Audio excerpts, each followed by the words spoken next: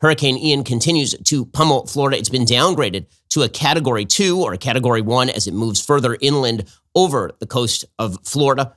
It has absolutely crushed places like Naples, like Sanibel Island, and basically any place that was directly on that Gulf Coast of Florida in sort of the central region or southern region of Florida is getting absolutely crushed. We're talking about storm surges of up to 18 feet along the ground level. So lots of video has now been coming out of places that are completely flooded. At least 1 million people are without power, maybe 2 million people without power as this hurricane continues inland. Basically, it's not about the wind damage. It's about the storm surge, because when hurricanes move toward a coast, what they do is they suck all the water in with them, and then they promptly deposit all that water back on shore as they move inland. And that's precisely what has happened. So there's some wild video of, for example, sharks swimming around areas in like Fort Myers Beach, like in the middle of the street. You've got sharks that are just swimming around in Tampa.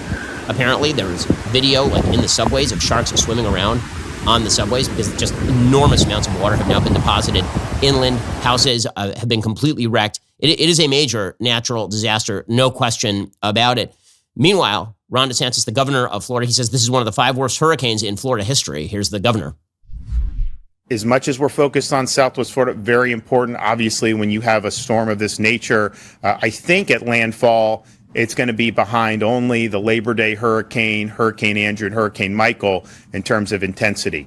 I think we're going to end up seeing that. It may end up being a Category 5, but at a minimum, it's going to be a very strong Category 4 that's going to rank as one of the top 5 hurricanes to ever hit the Florida Peninsula. Now, Florida has deployed an enormous number of resources to help deal with this. Obviously, we've seen an enormous amount of damage from this hurricane. One of the sheriffs in Florida is now suggesting the death toll could be in the hundreds. He said this on Good Morning America. His name is Carmine Marceno.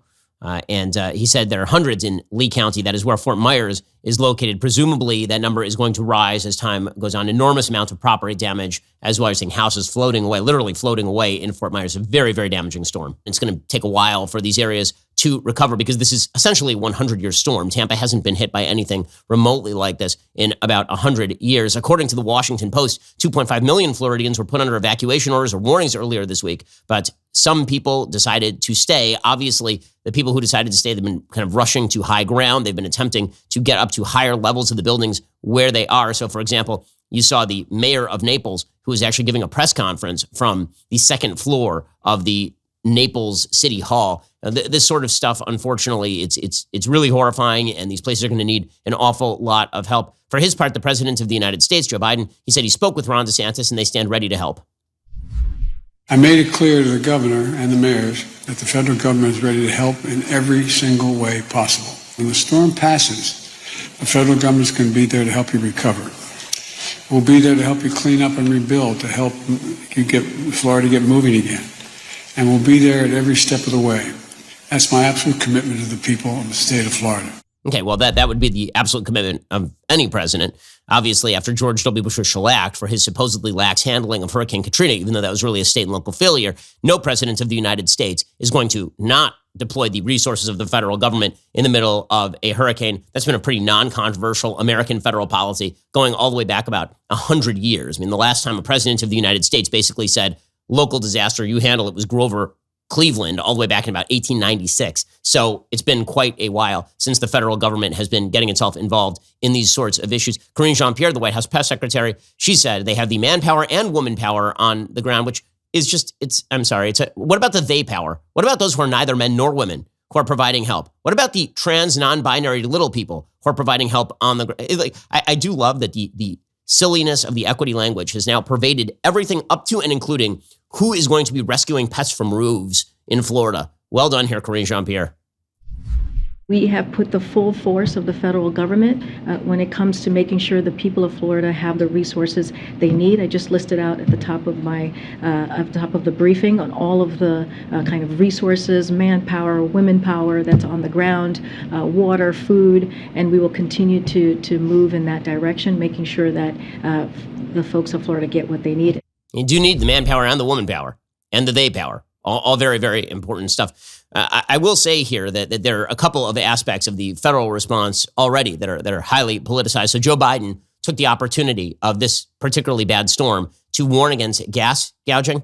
So this is a routine that Joe Biden has been doing for quite a while here, is that when the prices go up, he blames the gas companies, despite the fact that it is not your local Shell retailer that is jacking up the prices of gas. It's the underlying forces in the oil and gas market, namely lack of production, shutdowns of pipelines, high taxation, right? The profit margin for your local gas station is really, really low. But when when you inflate the economy and when there is a shortage of supply, you get higher prices. Joe Biden, however, will yell at the local gas station. He'll just ride his bicycle over there, fall over, and then get out and start at the gas station. Well, now he's doing that in Florida. He's suggesting that what's happening when the prices go up in the middle of a hurricane is that there is gas gouging going on, that it's the profit-driven evil companies that are making those prices go up.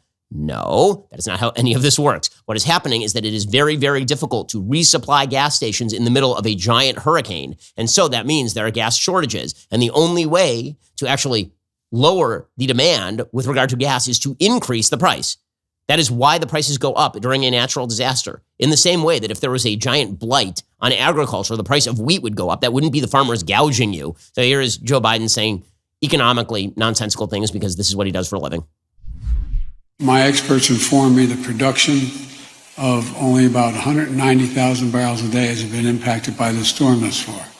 That's less than 2% of the United States daily production impacted for a very short period of time.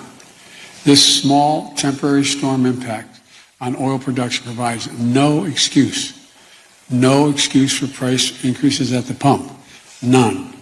If gas companies try to use this storm to raise prices at the pump, I will ask officials to look into whether price gouging is going on.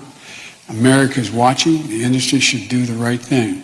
As a matter of fact, they should move more quickly now to bring down the price at the pump because gasoline is down.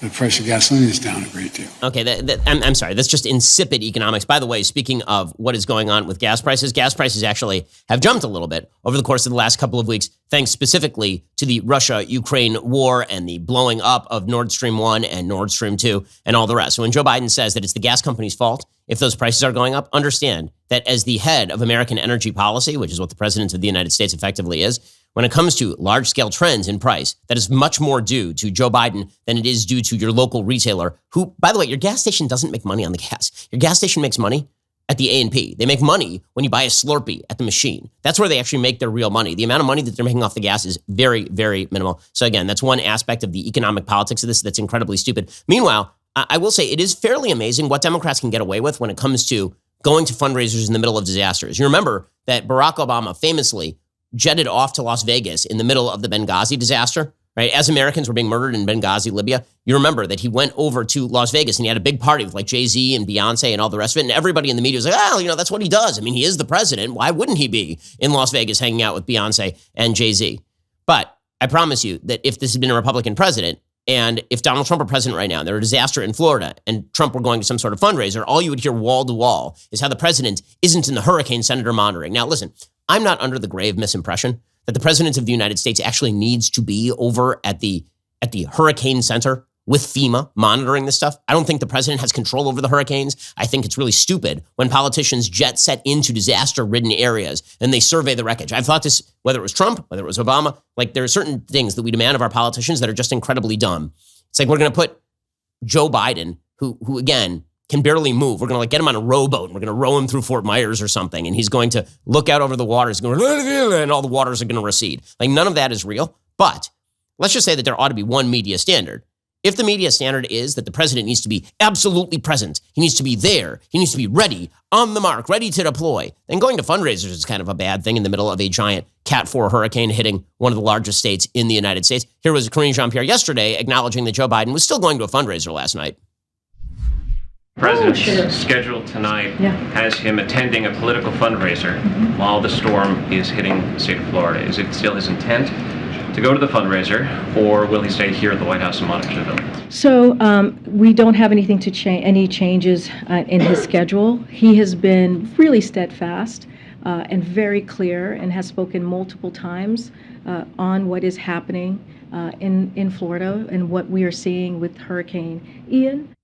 Oh, so it's the steadfastness with which he speaks that now matters. When George W. Bush, however, flies a plane over the wreckage of Hurricane Katrina, then that means that he's out of touch and quite terrible. So do love the double standard. Alrighty, guys, the rest of my show is continuing now. You're not going to want to miss it. We will be getting into the latest on the economy. Plus, a clip from Vice on the rehabilitation of sex offenders that goes wildly wrong. If you're not a member, click the link in the description and join us.